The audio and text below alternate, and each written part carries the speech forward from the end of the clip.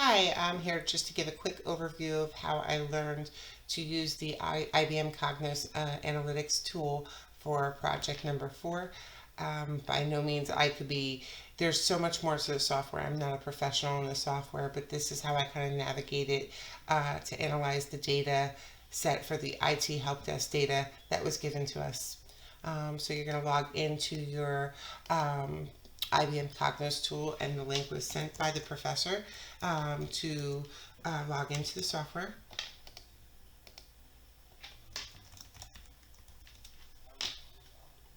When you actually get into the software, you're going to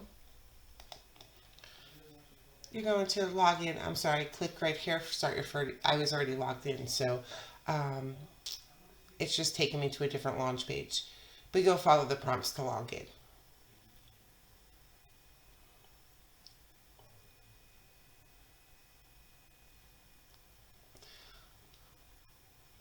So one of the first things we're going to do while it's bringing me to the landing page is we're going to get our data set ready.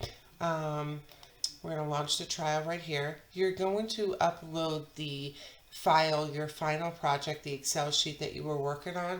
You're going to upload the whole data sheet that you used. It should be completed. So you click Upload Data.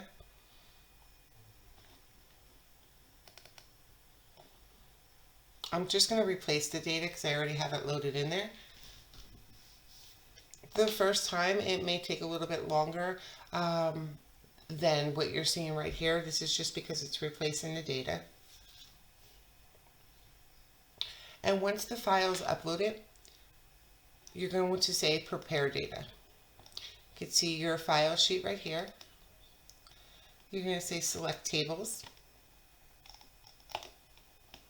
And you only need to select the IT help desk data. No, you don't need to select these workbooks that were in the Excel sheet.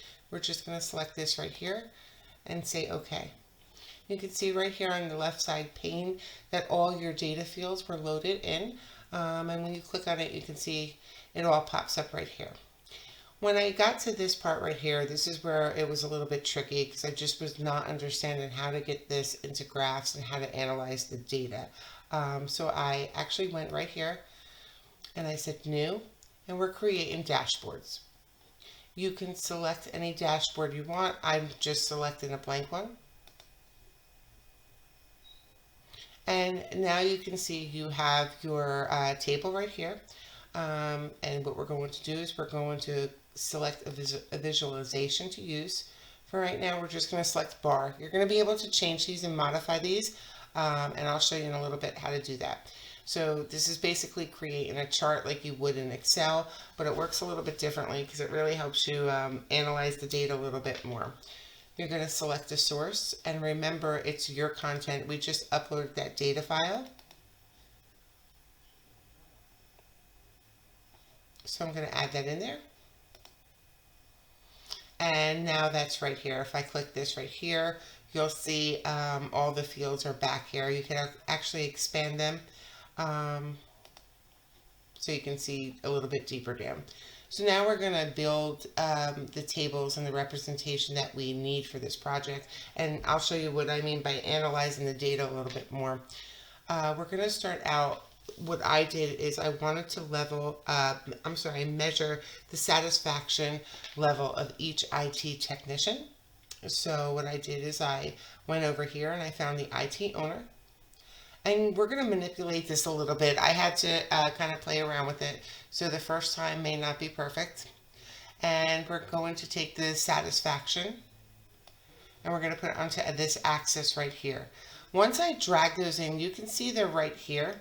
And you can modify and play with them right here. So one of the things that you have to do is you have to summarize the data because it auto sums it. So I found that I was playing around with it, and you can play around with it a little bit more as well. I do know by looking at this that this may not be the exact representation that I want. So you can change the visualization, and we're going to change it. What I'm looking for, let's check and see if we can select a column and use this instead. Actually, let me take this out, sorry. We're going to change it actually, if I remember correctly, right up here.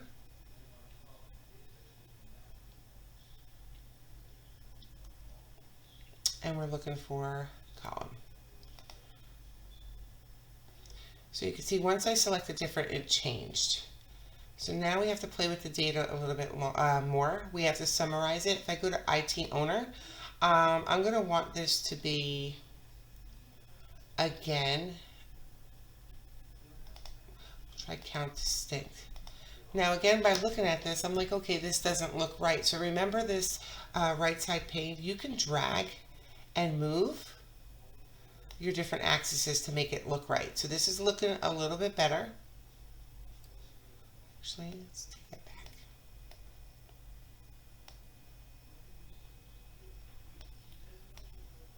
There we go. That's exactly what I'm looking for. So now we're at the point that we can actually analyze and understand this data a little bit better. So you see, once I summarized the data and fixed how I wanted the data to represent, and I actually moved it around on the correct axis, I can now look at this data carefully. So the IT owner goes from 1 to 50. So the IT owners, that's basically a distinct number for each technician. So you have technician number 1, you have technician number 2, you have 3, and so on. So that these actually represent people, whether it be their employee number or whatever it is. The satisfaction level is in an average. So I can tell here, if I kind of go over and I highlight technician number 13, he has a very low satisfaction rating. He has a satisfaction rating of 0.491. So now I'm able to answer that question and say, well, technician number 13 and technician number 50 have low satisfaction ratings. And then I can look and see who has the highest satisfaction rating. That's just one way. It's another way of doing the data. We could actually start over. You can manipulate this a little bit more as well. We could go and we can say, we can drag over to here, tickets open, and maybe remove satisfaction. So remove column. And remember, days open, it's sum, so we need to summarize that and say count, or count distinct.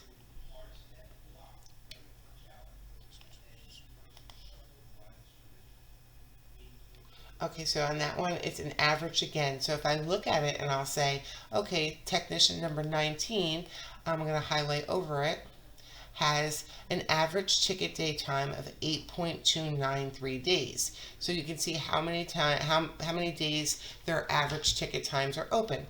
Obviously, if you have a technician, the higher amount of days, they're taking way too long to resolve their tickets. So once again, you could drag this data to the correct axes and you could change the charts again up here. You can make them pie charts. You really have to have a specific type of chart to see your data correctly. It's not all of them will work, but my point is you can take the data and make it work however you need it to work. So that's pretty much how I learned to use this tool. Hopefully that helps you guys a little bit. Thanks. Bye.